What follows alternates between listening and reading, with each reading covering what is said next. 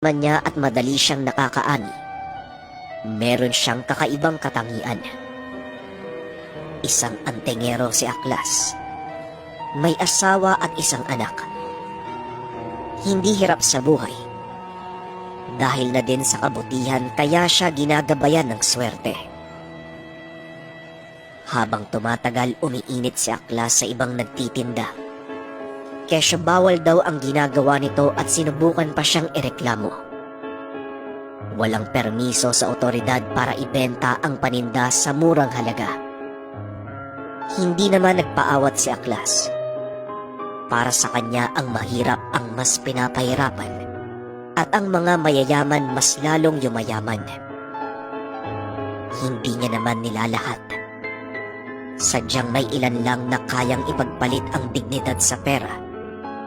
Nasisilaw sa kayamanan at pansariling kapakanan lamang ang iniisip.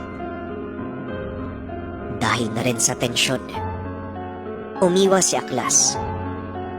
Hindi na siya nagtinda sa merkado, sa halip sa tapat na lamang ng tahanan. Maraming umaangkat sa kanya. Hindi mapigil dahil patuloy ang supply niya sa mga gulay. Partikular na dito ang sibuyas.